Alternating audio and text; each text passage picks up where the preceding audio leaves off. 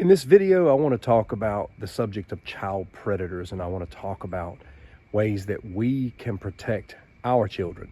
I also want to talk about some of the content creators who are taking this matter into their own hands. Stick around. This subject is a sensitive matter for a lot of people, but it's a very urgent matter in our society today. The inspiration for this content has come from the ample amount of footage I have watched as of late, primarily on Instagram, where child predators are being trapped and hunted down. And I will touch in more on that, but let's get into protecting our children from child predators. You know, these are things that we've got to get out in front of. This issue is real. It's common in our society. This isn't rare. This happens a lot. You can go online and see registered sex offenders in your area. And the sad part about that is those are the ones who have actually been caught. Just like with anything, the first step to protecting your children from these things is accepting that this is a reality. Some of the biggest pushback that I get in my content are people who are obsessed with a certain utopia regarding the world and regarding society. A lot of people may already know this is an issue, but it's possible that some still have their head in the sand, and we know this is true by the freedoms that they give to their children, at least freedoms that they are not monitoring. So whether we like it or not, this is real, and it's ultra common nowadays, especially by way of the internet. Next, we need to be having conversations with our children. I know we don't want to talk about these things. I know that it makes everybody uncomfortable, but we've got to have conversations. A lot of these kids are taken by surprise, and it's not just on the internet, it's out in their day-to-day life, and before they know it, they've been seized upon and they don't even know how they got there. We've got to be having these conversations with our children from an early age. The reality that there are people out in this world that are not going to respect their youth, and they're going to target them in all kinds of ways that they don't feel comfortable. These people that are out doing this stuff, they don't just have a behavior problem, they have a heart problem. When I watch all these predators getting trapped and caught by some of the vigilante groups, the content creators, you can see the same common thread in a lot of these people, and it's just pure emptiness inside. Thirdly, we've got to accept that a child predator can be anyone, not just predators online. It can be family members, people that are closest to you, people that you never would imagine would do such a thing. I hear story after story after story. This stuff happens from the outside world all the way down to the home. It could be a parent, could be an uncle, could be a grandparent, could be a dad of your child's best friend when they're having a sleepover. It could be the older brother at that house. This is why a lot of people don't even do sleepovers, because, you know, you may be comfortable with your child's best friend, but do you know the older brother, the older sister? Do you know the parents? Do they have a good track record? Are they clean?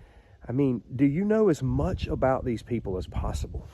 If that is paranoia and going over the top for you, then we live in a completely different universe, so there's no sense in arguing with me in the comments about that. Are we listening to our children? Are we listening to clues? Are we taking immediate action? I've heard of plenty of situations where a child was crying out for help and they were saying that this weird thing was happening and this was happening, and nobody was listening. Nobody took action.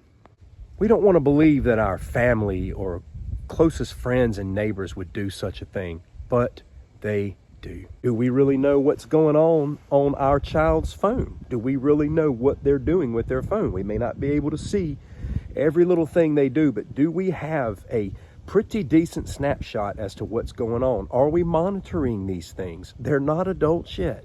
When I allowed my girls to have Instagram, there was some strict guidelines with regards to who they could accept, who they could friend, who they could even talk to, and you better believe we're on top of this stuff.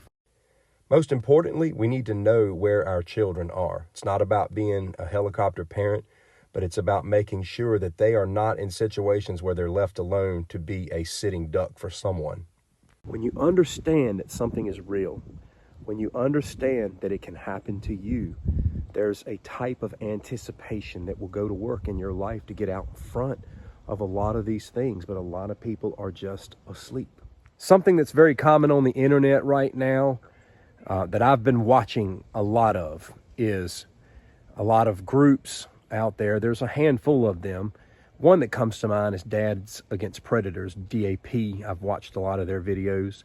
These guys are systematically posing as young people and trapping one child predator after the next. And then they agree to meet with this child predator in public, and then they downright humiliate them. They smack on them. They put them in a lot of humiliating positions. I've watched a lot of these videos, and sometimes even the authorities get involved. My only concern is how long a lot of these groups are going to be able to operate this way. Vice has a really good video on Dads Against Predators. And again, I'm not against their methods. I find it in some ways refreshing because, you know, so much goes on out here and the authorities don't get involved. And it's refreshing to see individuals that are putting themselves in great danger to address this issue. One particular channel on Instagram where you can see a lot of child predators being trapped and dealt with is Shua Mundi. I think that's how his name is pronounced. He's one of the members of Dads Against Predators. And there's a lot of content out here on YouTube regarding his organization. Shua is obviously just short for Joshua. Down in the description of this video, I will include the video I watched here on YouTube by the Vice channel on their organization. I think you'll find it very interesting.